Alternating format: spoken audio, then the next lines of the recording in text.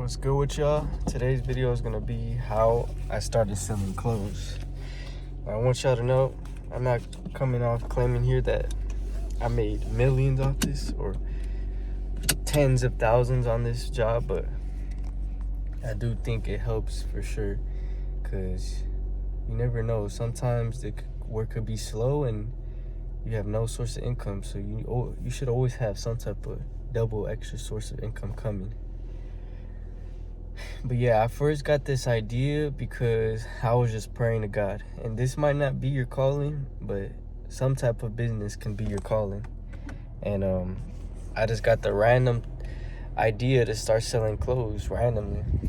And when I was praying, so first thing you want to do is make sure you have some money.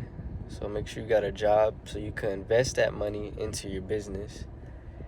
And then once you have the money to invest, then you need to get an inventory and make sure to be very well organized, because at the end of the year, if you make a lot of money, you're gonna have to do taxes. So keep track of your receipts, all the stuff you're buying to help use in your business. Keep that too, so you can use it as a tax write-off.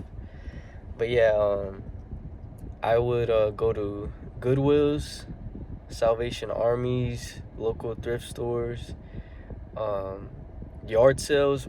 Yard sales are one of the best ones because people they want to get it rid, so they're giving it for cheap. Nowadays, Goodwill knows people are selling clothes. These thrift stores, they know people are reselling it, so they're selling it for a lot. So I recommend yard sales are probably one of the cheapest.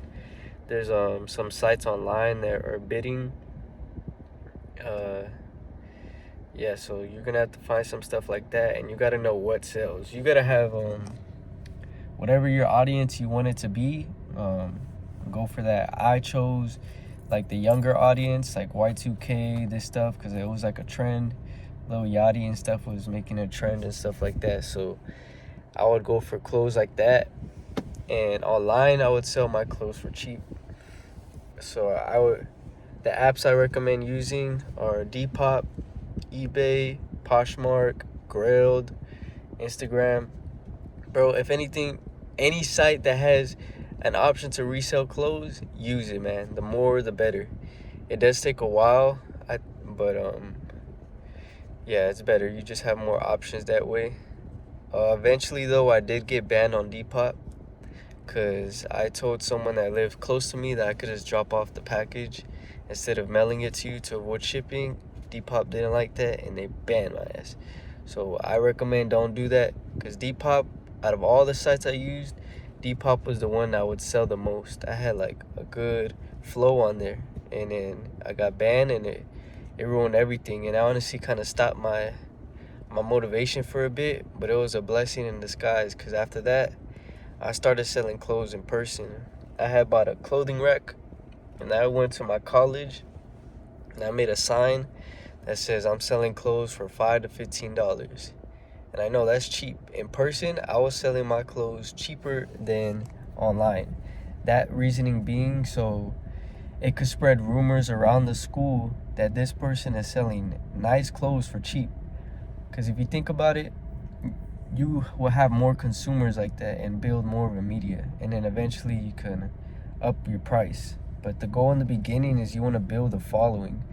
And my goal was to build a following in my city. I don't really care about my state or country or the world. If you have your city in lock, that plays a big impact. But eventually, I was selling clothes at the school. The principal caught on, and she called the cops on me. What saved me was the fact that I went to the school. If I didn't go to the school, they would have took all my inventory and they would have sent me to jail. So I'm really glad that that didn't happen. And once I got caught locking there, then I went to the skate park, because a lot of skaters, they're into certain fashion, and I used to skate, so I know the fashion. And there was a high school right next to it, and a lot of these high schoolers, they be selling drugs, bro. I know it sounds crazy, but so they have a lot of money, a lot of dirty money, and they would buy clothes off me, and then they would tell others in their high school that I sell clothes, and it will just spread a rumor. But the only reason was because I was selling nice clothes for cheap, and I just kept getting more and more consumers. Posting videos on Instagram, you gotta stay consistent on your followings and your posting to keep that algorithm going. And yeah, it's not always gonna be a lot of money too. There's gonna be some dry weeks, some dry months, and then there'll be some months and weeks that just non-stop selling. But you just gotta keep going. Every time you make a sale, write it down on a piece of paper. Every time you buy something, write that down on a piece of paper. Keep track of you are still making profit, and that should always be the goal. And take it very serious when you're selling clothes online. Make sure you're very communicative with your customers.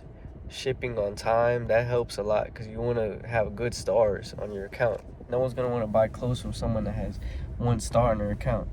So you got to take that very seriously. But yeah, the hardest part that was for me was actually the taxes. I hate taxes.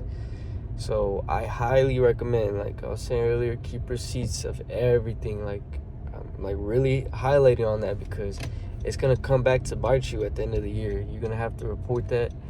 Unfortunately, the IRS is on your ass all the time. That's if you make a certain amount of money. I think if you make less than like $500, you could be chilling. But once you make more than that, like, you got to report it. And so that's why it's important to write on a piece of paper everything, keep all your receipts, and keep investing in your business so you could use those as tax write-offs. You could buy a clothing rack, you could buy a printer, you could use your Wi-Fi, your phone bill, gas mileage. Keep track of that, how much money you spend on gas on your business. You could use that as a tax write-off. But yeah, and to sum it all up, the thing that helped me the most was selling clothes, was going out in person, and not to sell clothes, but to build a following on my Instagram. Everywhere I went, if you were at thrifting all the way in LA and you see someone, you just know when someone's like into fashion. Let them know. Instagram, promote yourself everywhere you go. Make some business cards. And it's good too to promote yourself at schools and stuff like that, because rumors spread around. And what helped me was that I made my prices affordable, because everyone nowadays is making their prices a lot. So when one person has affordable prices and the clothes are good, it stands out. I believe that's what Rockefeller did with his gas.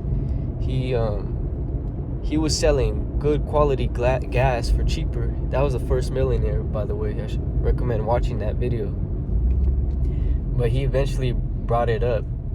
But everyone wanted him. So the more consumers, the better. And constantly go outside, promote yourself. That's about it. If you guys have any other questions, feel free to leave a comment down below, and then I can answer it, because I know this video isn't really like organized and stuff. It's just all over the place. I can make another video more organized if you guys have any questions.